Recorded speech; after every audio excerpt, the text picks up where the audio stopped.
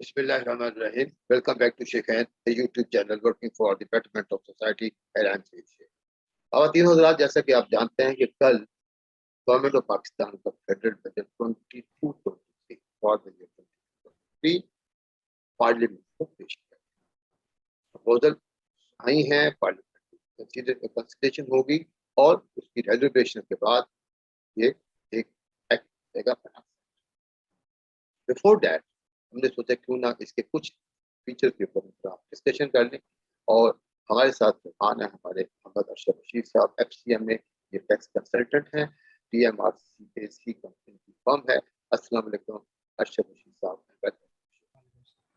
वालेकुम सलाम जी, thank you. Arshad Rashid साहब, बजट प्रपोजल तो बहुत ज्यादा है, इस पर डिस्कशन की जरूरत है, लेकिन सिर्फ एक पॉइंट, एक और भी एक पॉइंट करके हम लोग डिस्कस करें।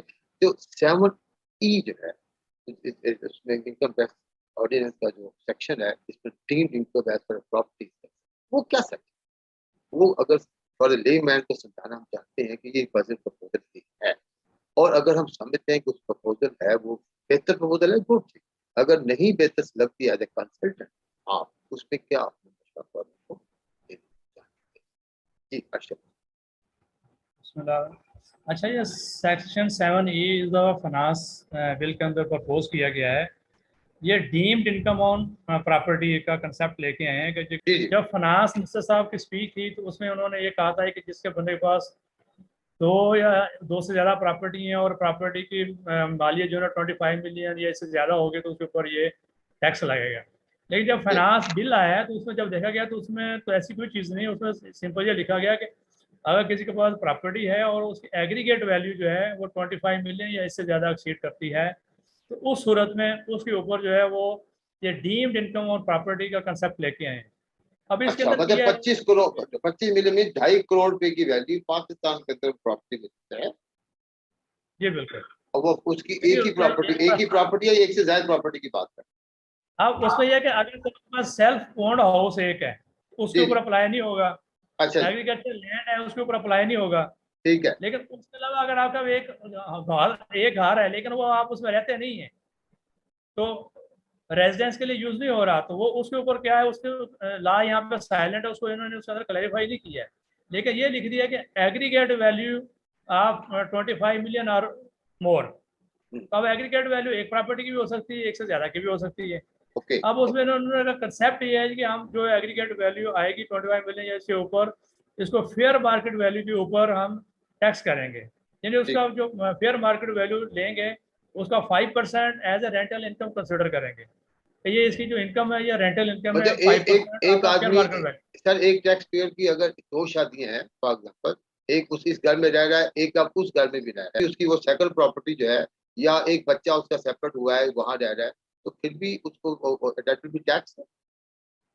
जी बिल्कुल टैक्स होगी। कोई अभी उस चीज पे ला साइलेंट है, यहाँ कुछ कहा नहीं गया ना इसके बारे में।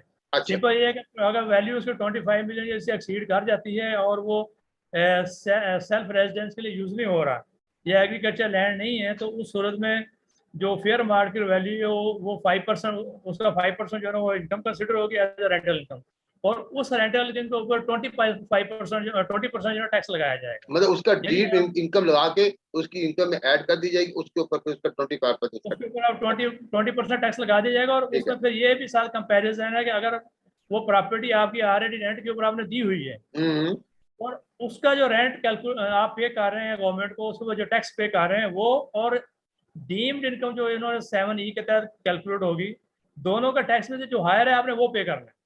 अच्छा, तो मतलब ये तो मतलब proposal. Do you feel as a tax consultant this is practically from the taxpayer point of view this is a good law? हाँ, तो उसमें यह कि आप डॉक्यूमेंटेशन तो ठीक है, लेकिन आप देखें दूसरी साइड पे आप टैक्स का बर्डन आपने बढ़ा दिया ना। एक बंदा है वो उसने प्रॉपर्टी उसके पास है लेकिन वो सेल्फ ओन्ड भी नहीं है, वो मुल्क से बाहर रहता है, प्रॉपर्टी उसकी यहाँ पे वेकेंट पड़ी हुई है, तो आप उसको कैसे टैक्स कर सकते हैं?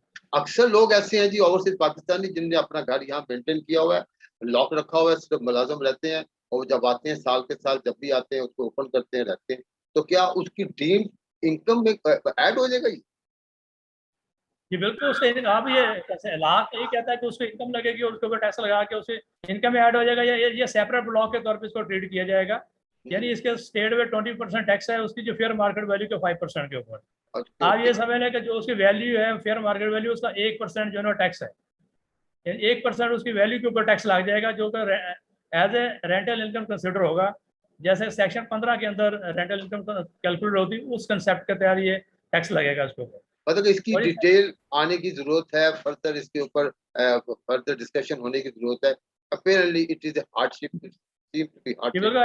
हार्डशिप है और इसको क्लैरिफाई करने की जरूरत है कि एक तो एक बंदे का घर है वो खुद रह नहीं रहा, वो खाली पड़ा हुआ है, क्या उसके ऊपर क्या होगा। फिर ये जो एग्रीगेट वैल्यू है जो स्पीच में कहा गया था एक से ज्यादा प्रॉपर्टी अगर होंगी, अब अगर बंदे के पास देखें वो उस हिसाब से तो ठीक है, अगर ओपन प्लाट्स हैं फिर तो बात समझ आती है, बंदे ने प्लाट ले लेकर रखे हुए 15-20 प्लाट ले लिए रख लिए और वो बेचता है उससे बिजनेस करता है, वो तो बात समझ आती है। लेकिन एक बंदे के पास एक अगर प्रॉपर्टी है उसने ली है पर रहने के लिए ली है, लेकिन वो खुद रह नहीं रहा, अभी कहीं आउट ऑफ कंट्री है या कहीं जॉब पे है, वो प्रॉपर्टी खाली पड़ी हुई है, तो आप उसको तो टैक्स नहीं कर सकते और वहां से रेंट भी एक्चुअली कोई नहीं आ रहा, या तो प्रॉपर्टी रेंट भी हो तो फिर तो बात समझ आती है। बिल्कुल समझ आती है। दूसरा सर ये समझ आती है कि एक बंदे की अपनी फैमिली को दो है, एक जगह माँ बाप रहते हैं, एक घर में उसने भाई को रखा, फॉर एग्जाम्पल एक बेटा रह रहा है या बेटी रह रही है, तो क्या उसको डीप इनकम कंसिडर की जाएगी।